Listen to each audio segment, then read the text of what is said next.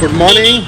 तो हम आज बात करेंगे, मैं काफ़ी दिन से वीडियो बनाने की सोच रहा था पर मुझे टाइम नहीं मिला, तो आज हम बात करेंगे अतुल प्रधान की।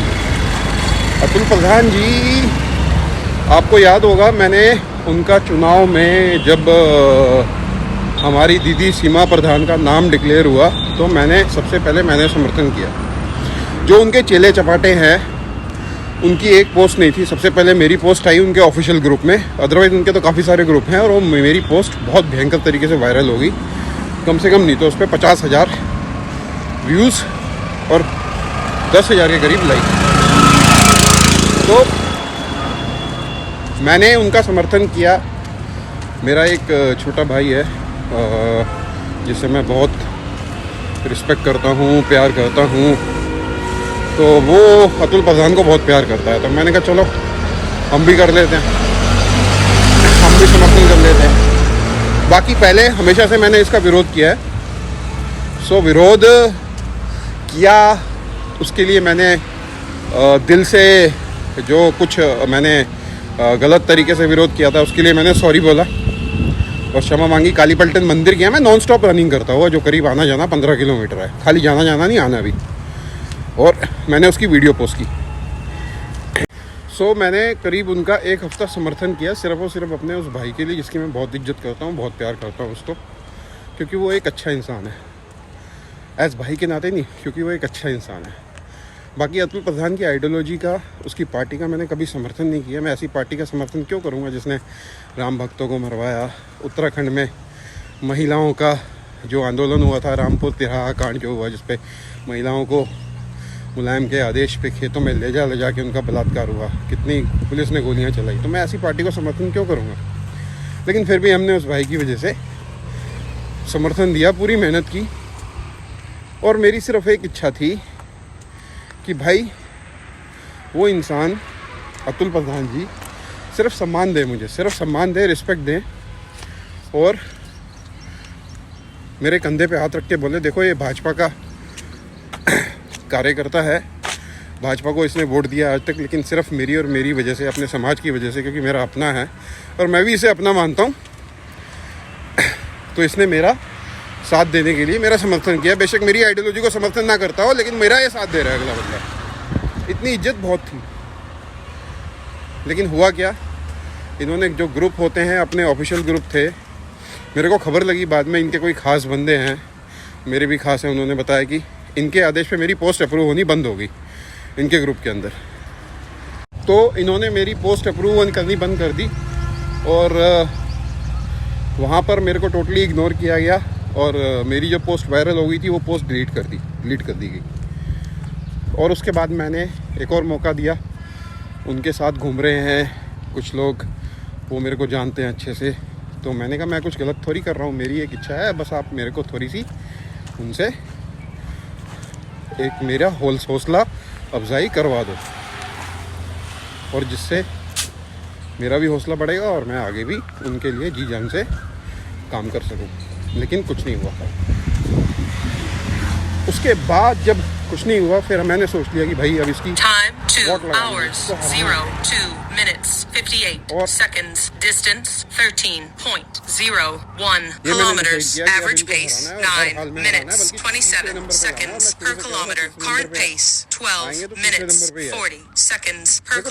मेरी कोई औकात नहीं उनके लिए, मैं एक चींटी सा मानूं, वो हाथी हैं, तो लेकिन फिर भी एक छोटा चुनाव है, तो एक चींटी भी हाथी को नुकसान पहुंचा सकती है। लेकिन उन्होंने कोई रिस्पेक्ट नहीं की। अब मैं बोलता हूं कि वो चुनाव क्यों हारे, उसके भी बहुत सारे कारण थे, वो भी मैं बताता हूं। लेकिन ये तो मेरा था कि मैंने उनका विरोध क्यों किया और पहले समर्थन क्यों किया, ये मेरा रीज़न था। चलो वीडियो को कंटिन्यू करते हैं। ये मैं एक्चुअली में पार्ट्स में बना रहा हूँ।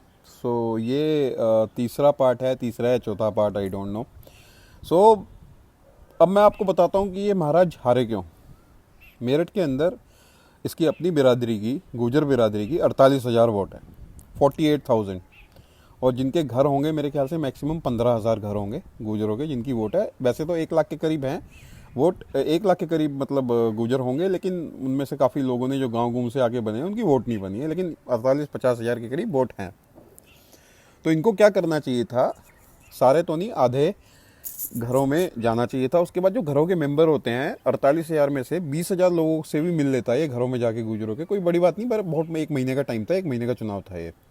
वो इसके प्रचारक बन जाते, वो अपने मोहल्ले मोहल्ले में एक एक किसी भी लोगों के ना बड़े अच्छे संबंध होते हैं।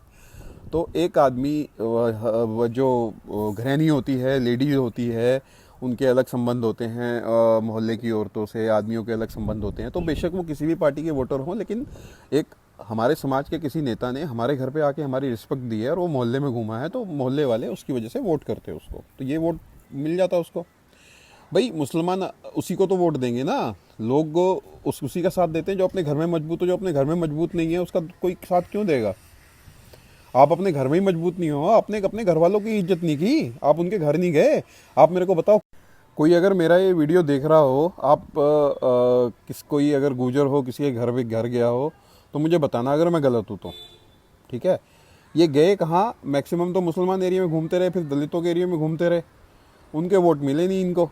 गुजरों में भी अगर गए तो जो गुजर इनके चेले चपाटे हैं, मान लो सवधने का, या इधर अपना गांव देहात में कोई है, तो उसका कोई रिश्तेदार है यहाँ पे, उसका कोई चेला चपाटा है, उसने कहीं पे प्रोग्राम रखवा दिया शास्त्री नगर में या गंगानगर में, तो वहाँ अपना चले गए ये। अदरवाइज़ ये नॉर्मली किसी से मिलनी है। हमारे मोहल्ले में तो नहीं आए, हम भी मेरठ हमारे कम से कम 6 वोट हैं।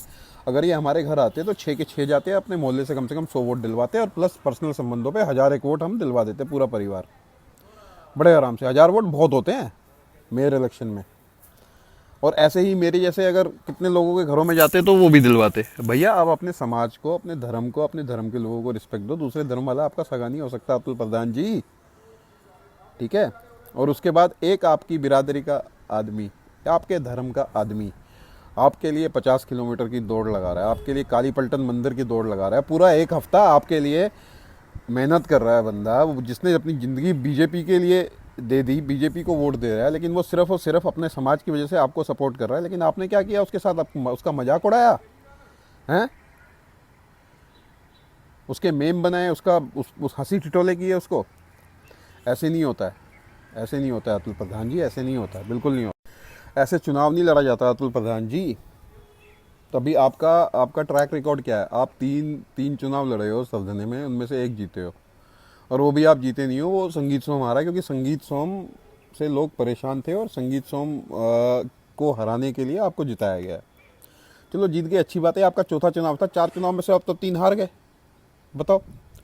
और दूसरी बात, आपकी हार का कारण, आप सवधने से विधायक हो समाजवादी पार्टी के, क्या आपको कोई गुजर नहीं? अरे किसी अपने चेले चपाटे कोई वोट टिकट दिलवा दी होती।